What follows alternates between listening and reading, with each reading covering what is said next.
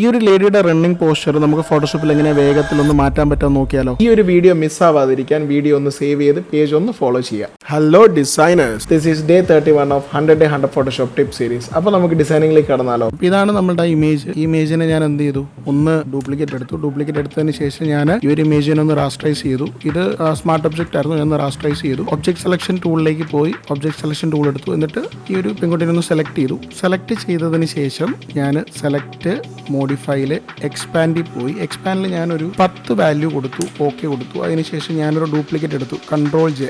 Mac users ആണെന്നുണ്ടെങ്കിൽ command J. അതിനുശേഷം again ഞാൻ ആ ഒരു പെൺകുട്ടീൻ്റെ പടം സെലക്ട് ചെയ്തു. താഴത്തെ ലെയർ ഞാൻ ഓണാക്കി, മേളത്തെ ഞാനൊന്ന് ഹൈഡ് ചെയ്തു. ഇപ്പോൾ താഴെ നമുക്ക് ഈ ഒരു പടം ഉള്ളത്. അവിടെ എഗെയിൻ ഞാൻ സെലക്ട് മോഡിഫൈ എക്സ്പാൻഡ് ഒരു 30 കൊടുത്തു. 30 കൊടുക്കുമ്പോൾ നമുക്ക് സെലക്ഷന് ചുറ്റും ഒരു 30 പിക്സൽസിൽ എക്സ്പാൻഡ് ചെയ്തിട്ടായിരിക്കും നമുക്ക് സെലക്ഷൻ വീഴുക. അതിനുശേഷം ഞാൻ നേരെ റൈറ്റ് ക്ലിക്ക് ചെയ്തിട്ട് ഇവിടെ കോണ്ടന്റ് അവെയർ ഫില്ല് ചെയ്യാൻ കൊടുത്തു. കോണ്ടന്റ് അവെയർ ഫില്ല് കൊടുക്കുമ്പോൾ ചെയ്യണം എന്താന്ന് പറഞ്ഞു കഴിഞ്ഞാൽ ആ സെലക്ടഡ് ഏരിയ മൊത്തത്തിൽ എന്ത് കോണ്ടന്റ് അവെയർ ഫില്ല് കൊടുത്ത കവർ. ടെക്നിക്കലി നമ്മുടെ സബ്ജക്ട് അങ്ങ് റിമൂവ് ആവും. ഇപ്പോൾ നമുക്ക് നോക്കിക്കഴിഞ്ഞാൽ കാണാം നമ്മുടെ സബ്ജക്ട് എന്തായിട്ടുണ്ട്, റിമൂവ് ആയിട്ടുണ്ട്. അതിനുശേഷം മേളിലത്തെ ആ ഒരു കട്ട് ചെയ്ത് വെച്ചേക്കുന്ന ആ ഒരു ലേഡിയുടെ ആ ഒരു പോസ്ചർ ഒന്ന് സെലക്ട് ചെയ്തതിന് ശേഷം ഞാൻ അതിനെ ഒന്ന് കൺവേർട്ട് ടു സ്മാർട്ട് ഒബ്ജക്റ്റ് ആക്കി കൊടുത്തിട്ട് പ്രത്യേകിച്ചൊന്നുമില്ല, നേരെ എഡിറ്റിലേക്ക് പോകുമ്പോൾ നമുക്ക് അവിടെ പപ്പ ട്രാപ്പ് കാണാം. പപ്പ ട്രാപ്പ് എടുത്തു. അതായത് ഒന്നുകൂടെ പറഞ്ഞുതരാം, ശ്രദ്ധിക്കുക. അതായത് മേളിലത്തെ ഇമേജ് സെലക്ട് ചെയ്തിട്ട് കൺട്രോൾ ടി ഒന്നും കൊടുക്കരുത്, ട്രാൻസ്ഫോം ഒന്നും എടുക്കാതെ തന്നെ എന്ത് ചെയ്യുക, ജസ്റ്റ് സെലക്ട് ചെയ്തിട്ട് അത് സ്മാർട്ട് ഒബ്ജക്റ്റ് ആയിരിക്കണമെന്നേ ഉള്ളൂ. ഓക്കെ, എന്നിട്ട് നേരെ എഡിറ്റിലേക്ക് പോകാം. അതിന് ശേഷം പപ്പ ട്രാപ്പ് എടുക്കുക. പപ്പ ട്രാപ്പ് എടുത്തിട്ട് ഹെഡിൻ്റെ അവിടെ ഒരു ഇത് കൊടുത്തു, എൽബോൻ്റെ അവിടെ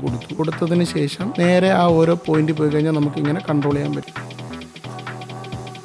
എന്നിട്ട് ഞാൻ ജസ്റ്റ് ഇതിനെ ഒന്ന് നീക്കിയതിന് ശേഷം ഞാൻ ഓക്കെ കൊടുത്തിട്ട് നമുക്ക് ഡിഫറൻസ് ഒന്ന് നോക്കിയാലോ. ഇതാണ് ബിഫോർ, ഇതാണ് ആഫ്റ്റർ. ഒന്നുകൂടെ കാണിച്ചു തരാം. ഇതാണ് ബിഫോർ, ഇതാണ് ആഫ്റ്റർ. നിങ്ങൾ പ്രൊഫഷണലി ചെയ്യുമ്പോൾ കുറച്ചും കൂടെ മര്യാദയ്ക്ക് ഇച്ചിരി ടൈമൊക്കെ എടുത്തിട്ട് എന്ത് ചെയ്യുക, മാക്സിമം ഒന്ന് സെറ്റ് ചെയ്യാൻ വേണ്ടിയിട്ട് നോക്കുക. അപ്പോൾ ഈ ഒരു വീഡിയോ ഇഷ്ടപ്പെട്ടെന്ന് വിചാരിക്കുന്നു. ഇഷ്ടപ്പെട്ടെന്നുണ്ടെങ്കിൽ നമ്മുടെ പേജ് ഫോളോ ചെയ്യാനായിട്ട് മറക്കരുത്.